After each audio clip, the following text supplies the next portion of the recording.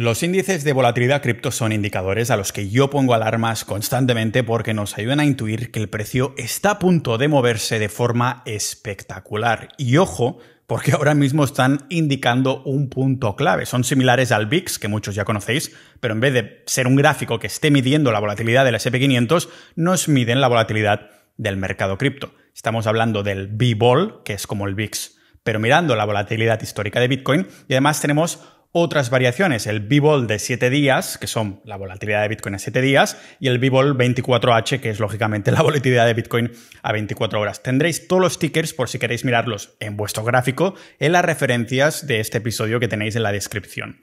Y ojo, porque también existen otros índices de volatilidad como estos, como el de Bitcoin, pero en otras criptos. Por ejemplo, uno que vigilo yo mucho es el de Ethereum, concretamente el EVRV a 90 días, y esto suena a nombre de robot de Star Wars, ¿vale? Pero este concretamente mide la volatilidad de Ethereum a 3 meses. También lo tenemos de corto plazo, como el de 7 días, 24 horas, 30 días, pero a mí me gustan los de largo plazo porque ya sabéis que soy especulador de ciclos.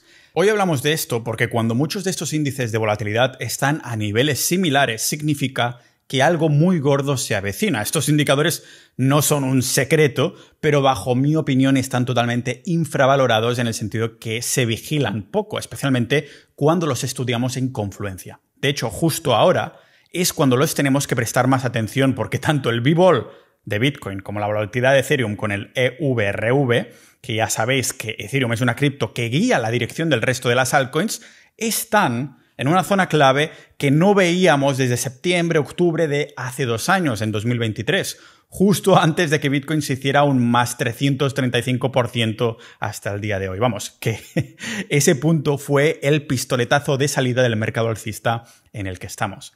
Pero lo emocionante no termina aquí, porque la volatilidad de corto plazo, visualizadas en estos índices de 7 días y 24 horas, también estaban en zonas de soporte histórico recientemente. Y es algo relevante porque estos indicadores funcionan como osciladores, es decir, que no nos importa tanto lo que pase entre medias, sino solo cuando están o muy sobreextendidos o muy sobreencogidos. Y ahora mismo están sobreencogidos, que de hecho, B-Vol, la volatilidad de Bitcoin a 7 días, hizo su mínimo de los últimos 2 años el 9 de julio, 20 días atrás, justo antes de que Bitcoin subiera, es decir, Bitcoin reaccionó a ese mínimo con una subida de un 15% en menos de una semana.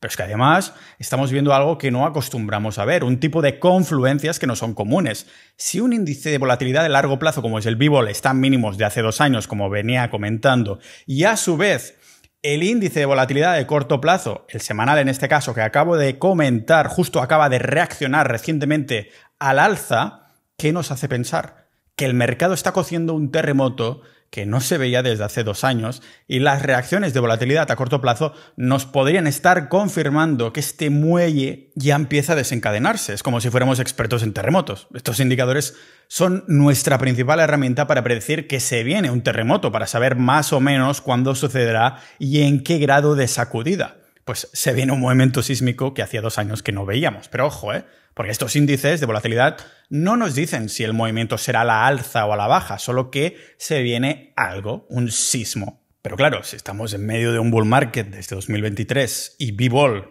la volatilidad de Bitcoin de corto plazo, reaccionó con un más 15% en el precio cuando tocó sus zonas clave, podríamos decir que estadísticamente hay más posibilidades de que este terremoto nos haga subir en vez de bajar. Las excusas, además, para hacerlo no son pocas. Fijaros en el calendario que tenemos para esta semana.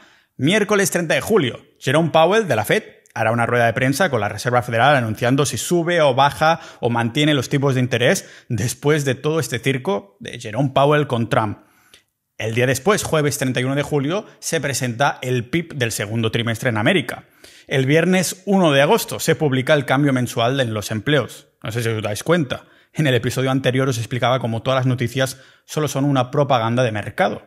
Solo son justificaciones a los movimientos que los algoritmos de los manipuladores ya han programado premeditadamente. Estas noticias casualmente van saliendo en unas fechas que concuerda casualmente con zonas del gráfico donde la volatilidad del cripto ha estado apretándose, enrollándose como un muelle antes de salir disparado. Ya sabéis que yo ya estoy posicionado desde hace unas semanas y alguna que otra comprita me he estado haciendo durante este parón, lo he estado compartiendo con los miembros de la alianza junto con mi cartera y plan para este ciclo. Si te consideras, como yo, un especulador de ciclos, entonces te encantará formar parte de la alianza. Tendrás acceso a mis análisis de mercado y de activos y índices como estos, a los que hemos comentado hoy, también a mis operaciones especuladoras de medio plazo, a mi cartera y mis indicadores creados por mí. Únete a la alianza con el enlace que tienes en la descripción y nos vemos en el próximo episodio de Macro Especulador.